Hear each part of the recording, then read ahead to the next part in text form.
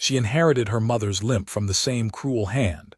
A Lakota chief carved her a cane. The knife was a good one. Elk horn handle, worn smooth at the grip where my thumb had rested 40 years. I was sitting outside the lodge with it that morning, working a piece of ash I'd found along the creek, and I wasn't thinking about anything except the grain. You learn to think about the grain. You stop fighting it. You work with what the wood already wants to be, and the thing that comes out is better than anything you could have planned. She came into camp, the way starving things come in slow, watching for the reason to run, not sure if you're going to throw something or not. I heard her before I saw her, the uneven step. Right foot, then the left landing heavier, then a pause that wasn't quite a limp and wasn't quite a rest. Something compensated, something worked around. I kept my eyes on the wood. She stopped at the edge of the clearing where the cottonwoods thin out. I could see her from the corner of my eye. A woman, maybe 30, maybe a little more, hard to say when someone's been through things. Half Lakota, I could tell that much from her face. The other half had dressed her in a white woman's skirt, torn at the hem, mud on it from the river crossing. She was carrying nothing. When you carry nothing, it means you left in a hurry or everything you had was already gone. I kept working the wood. After a while I said in Lakota, "There is water in the pot." She stood there a moment longer. Then she came in. Her name was Winona Havorson. That's what she told me later. The Havorson was her stepfather's name, the one she'd taken when her mother died, and he'd had papers drawn up that put his name on her the way a man brands a horse. She hadn't chosen it. She said her mother had called her Winyan Chante Chilepi, which means something like a woman the heart loves, but there were very few people left alive who could say that name, so she'd gotten used to answering to Winona. She drank 3 cups of water and didn't say anything while she did it. I went back to the wood.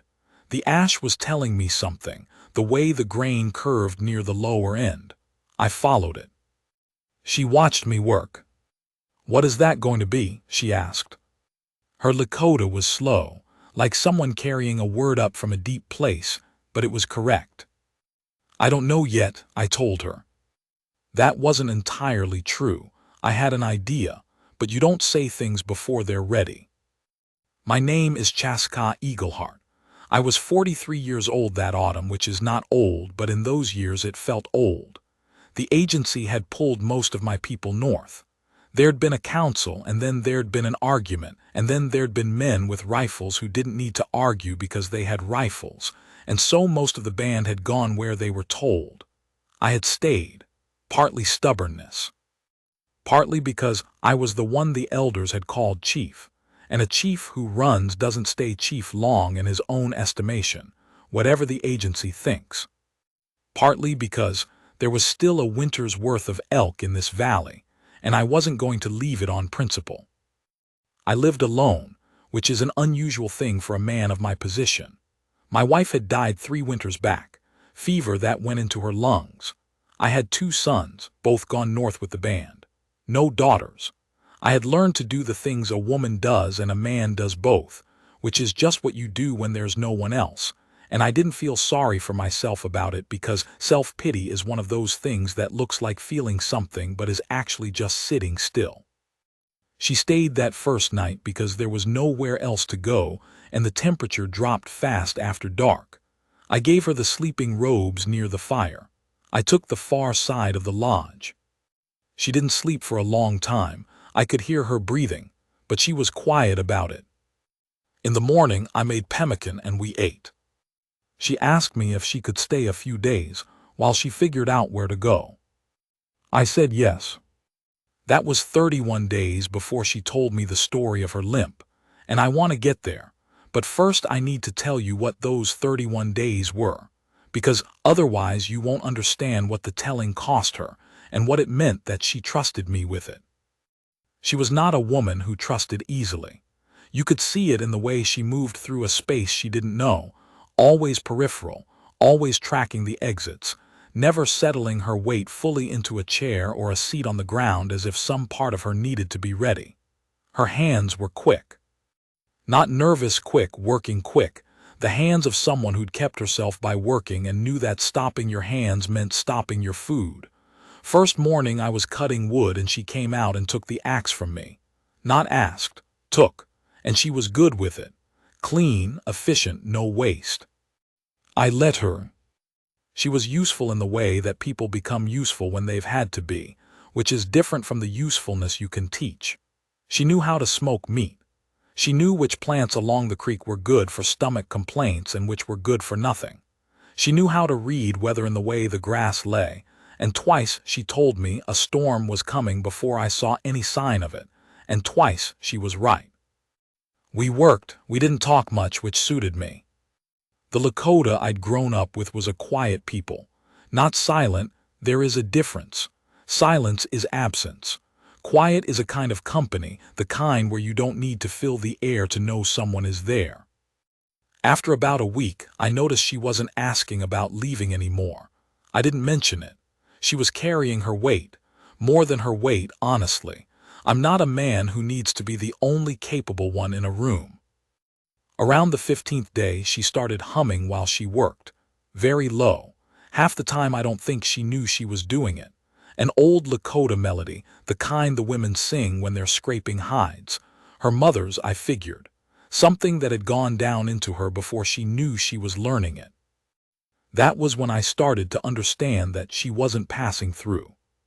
Now the limp. She never tried to hide it, but she never explained it either. It was just there, the way a scar on a man's forearm is just there, present, not offered.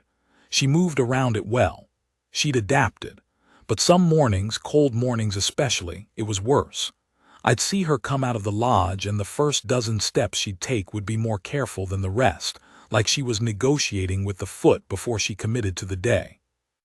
I knew what an old break looked like in a walk. I'd said enough of them in my time. The femur, I thought, or maybe the hip socket. Something that had healed without a proper setting, which meant no one had been there to set it, or no one had cared to. The 31st day, she was helping me repair the smoke flap on the lodge. She was up on the pole, working the stitching, and she leaned out too far and came down wrong on the bad leg and went to one knee with a sound like she'd been holding something in for a long time. Not a cry, more like a word she'd swallowed. She got back up before I could reach her, waved me off. But she was shaking a little.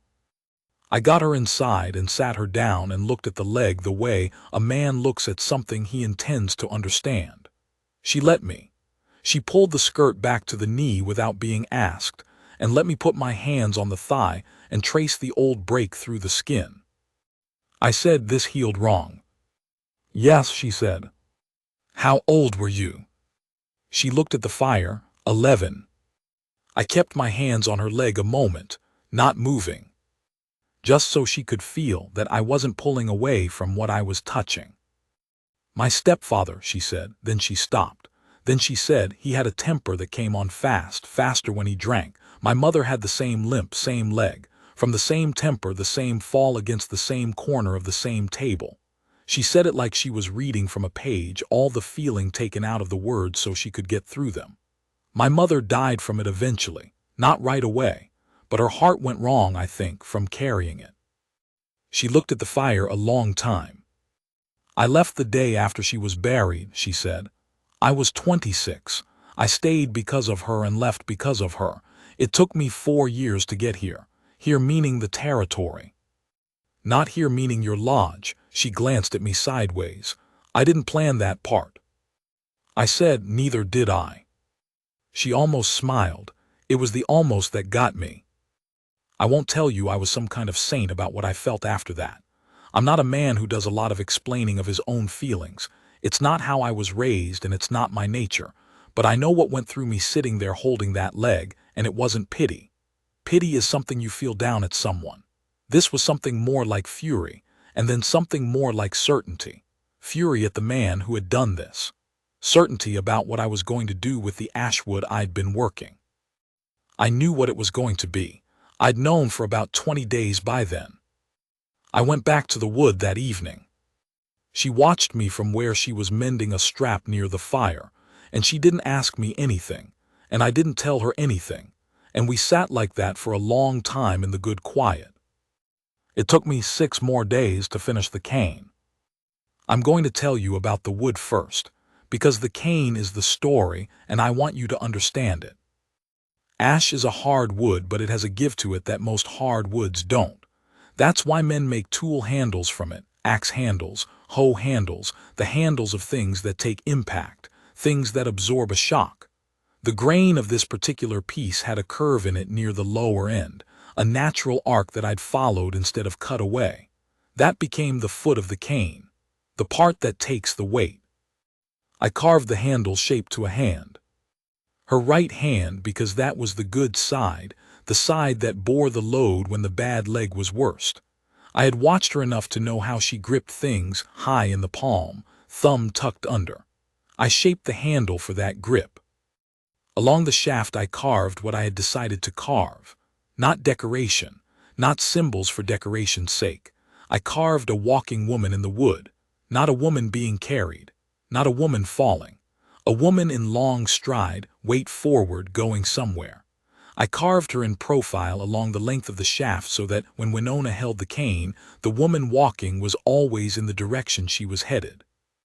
I rubbed it with elk fat until the wood was dark and the carved figure stood out clear. I brought it to her on the 6th evening without ceremony. Set it in her hands, let her look at it. She didn't say anything for a long time. She turned it in her hands slowly, the way you turn something you want to understand completely before you speak. She found the carved woman. Her thumb traced the stride of the figure once, twice. Then she looked up at me. I don't know how to tell you exactly what was in her face in that moment. I've tried to find the words for it a few times over the years, and I've never quite gotten there. It wasn't surprise, exactly. It was something more like recognition. Like she had not thought that this was something that could happen, a man putting that much care and that much intention into something meant for her, and now that it had happened she was working out what to do with it. She said, in a voice that was careful and real and not performing anything, "No one has made me something before." I said, "It's yours." She stood up. She took the cane. She put her weight on it, found the balance, let the handle settle into her grip the way I'd shaped it to. She walked across the lodge and back. Even, deliberate steps. The compensating lurch she'd always had was gone, or mostly gone. The cane absorbed it, took the moment where the bad leg handed off the weight, smoothed it into something that looked like a choice instead of a wound. She came back to where I was standing, and she stopped in front of me, and she looked at me straight on. "I'm not leaving," she said. I said, "I know." She reached up and put her hand flat against my chest, not gripping my shirt. Just her palm, flat, feeling my heart. She left it there a moment. Then she moved her hand to my jaw, just rested it there, her thumb below my cheekbone, and looked at me the way a person looks at something they've decided on. I put my hand over hers. That's the moment. That's the one. I'm not going to dress it up or stretch it out. It happened like that, quietly, without announcement, the way things that are real tend to happen. We were married before the first snow. The ceremony was what I knew how to do, which was the old way, and she knew the old way too, or most of it, because her mother had made sure she knew before the Havorson years had covered it over. Her uncle came down from the north for it, an old man named Tehinshilla who had known her mother. He looked at me for a long time when he arrived, the look a man gives when he's deciding whether you're what you appear to be. I let him look.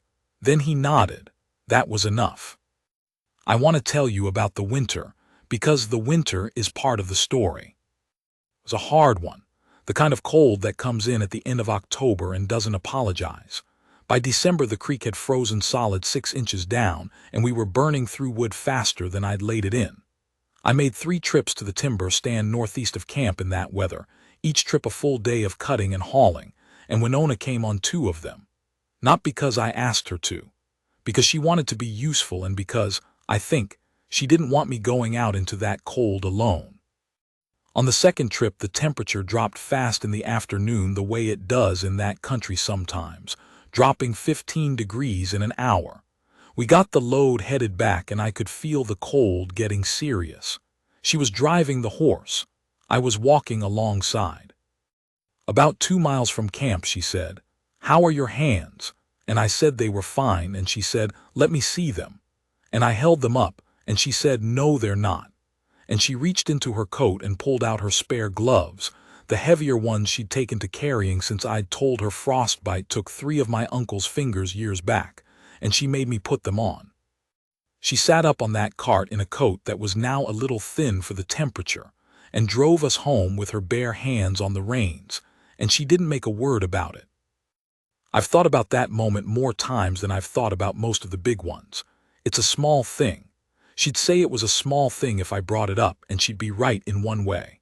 But a man who has been alone for a long time, a man who has done everything with his own 2 hands and asked no one for anything, that man knows what it is when someone watches for what he needs before he names it. That is not a small thing. That is the whole thing, actually. By February, we had found our way into the kind of life that doesn't feel like an agreement, because it doesn't need to be negotiated. We knew what the other needed in the morning. We knew when to talk and when to stay quiet. She could read my face well by then, and I could read hers, and we both knew when the other was carrying something, and we both knew to leave it alone until the person carrying it was ready to set it down. She taught me the plant medicine she knew. I taught her to read elk tracks in snow. She started making her own arrows, which surprised me. She'd learned from watching, never asked for instruction, just started doing it one day. I watched her work the fletching in. She had the angle of the feathers wrong. I didn't say anything. She worked 3 arrows, looked at them, looked at mine hanging by the door, adjusted the angle on the 4th, and got it right. That's her, that's exactly her. Spring came. The agency sent a man to the camp, one of the ones who comes in with a piece of paper and a look that assumes you can't read. He had news from the north about the band.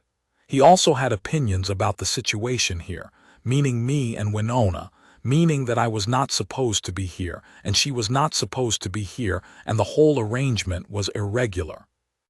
I let him say his piece.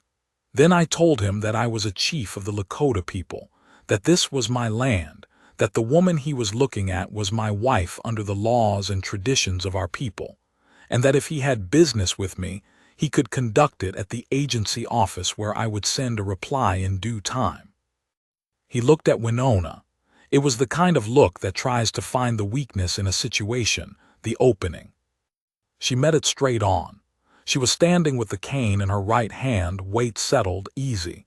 She didn't say anything, she didn't need to. He left. I watched him ride out across the flats. Winona came and stood beside me. We stood there together until the dust was gone. Then she said, "He'll be back with more paper." "Probably," I said. She said, "Then we'll need to be ready." That's the other thing about her. She never pretended something was over when it wasn't. She didn't need me to say it was fine when it wasn't fine. What she needed, what she offered me and expected in return, was that we'd face the real thing together, eyes open, and whatever came from that would come. More paper did come. That fall and the spring after that and the spring after that. I will tell you honestly that those were not easy years. The agency had a long reach and opinions about everything, and there were men in the territory who had their own feelings about a Lakota chief, and a half Lakota woman keeping a valley that some of those men had started eyeing for cattle. We had trouble of the ordinary kind and trouble of the more deliberate kind, and I am not going to recount all of it here because that is its own story, and I'm not telling that story tonight. What I'm telling you tonight is this. Every morning of those years, I woke up before her. The lodge was cold at that hour. I would get up and put wood on the fire, and by the time I had it going, she'd be awake. That particular awareness she had, she never woke slow.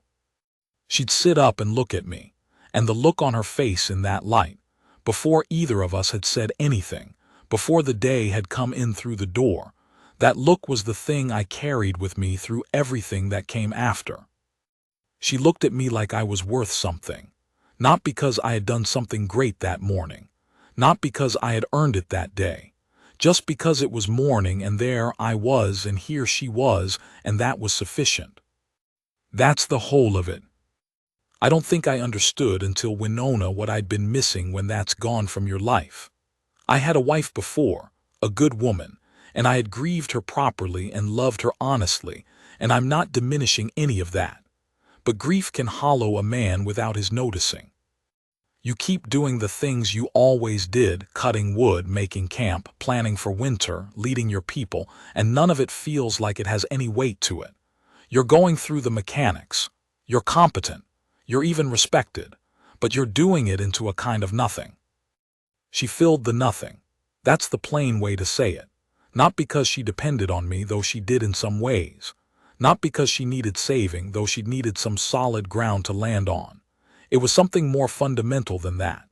It was that she saw me not the chief, not the man who used to be chief, not the old Lakota man who'd outlasted his time. She saw Chaska Eagleheart, the particular man, and she had decided that man was worth being next to. A woman like that doesn't find you by accident, and when she does, a man with any sense at all knows what he has. There is a morning I come back to. Late autumn, the second year of our marriage. We'd had a good hunt elk, enough for the winter and then some. I'd smoked a large portion and Winona had made pemmican from the rest, and we had the lodge full and warm and the stores stacked up outside. That's a feeling when you have that, when you've worked for something necessary and the necessary thing is done and done well. There's a deep satisfaction in that kind of competence that I don't think I can explain to someone who hasn't felt it. But it's real, and it's one of the better things a man can feel about himself. I was sitting outside in the early morning, first light still gray on the flats. I had a cup of coffee, a real indulgence, something she'd traded for with the woman at the post 2 days south who decided Winona's beadwork was worth paying for. She'd come home with the coffee and some other things and set them out without ceremony. Just these are things we needed, here they are. That's her. She came out and sat beside me. She had the cane. 4 years old by then, the elk fat dark almost black on it, the carved woman worn smooth at the tip of her stride where Winona's palm had passed over her 10,000 times. We sat there and drank our coffee, and the light came up over the eastern rim, slow, turning the grass from gray to gold. She said, "Last night I dreamed about my mother." I waited. She was young in it, she said, before the Havorson years. She was walking no limp. She was going somewhere fast and she looked happy about it. She turned her cup in her hands. I think she was walking toward something she wanted. I didn't say anything. I just put my hand on her knee. She put her hand over mine. We sat like that while the light finished coming up and the flats went gold and then bright. I don't know what her mother would have made of me. I like to think she'd have found it acceptable, her daughter next to a Lakota chief in a warm lodge with food for the winter. I like to think the dreamed woman walking toward something she wanted was walking toward a morning like this one, not for herself, but for her daughter. That's probably sentiment. I'm not a sentimental man as a rule, but I have my spots. What I know is what I have. I have the valley. I have the elk in it.